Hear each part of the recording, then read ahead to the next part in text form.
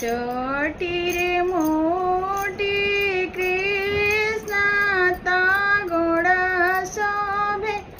पायल हो ए बाबू दूरी खेलन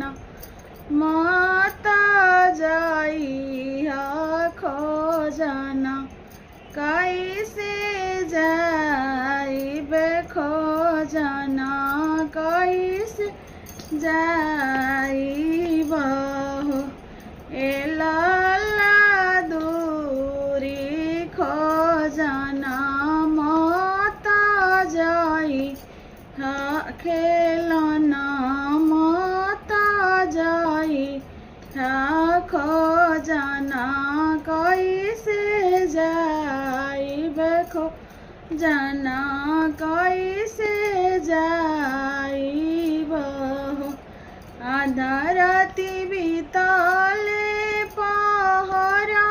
राति आवारो पाछिला राति हो ए सासू कहाँ मोरा लाला हेराई ले खोजना रौरा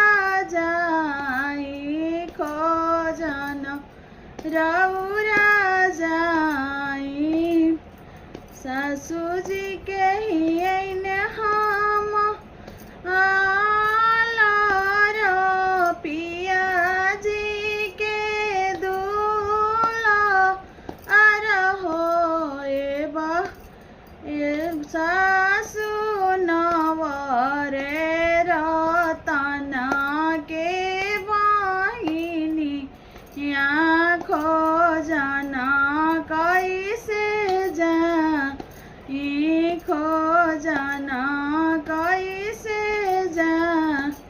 पेनी नाना लुगारी मोटिया तलेला आगा गरियानु हो ए बहुआ धरी लानाम ग्वालिने के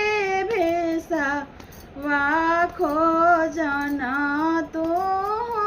जाहूँ खोजना तो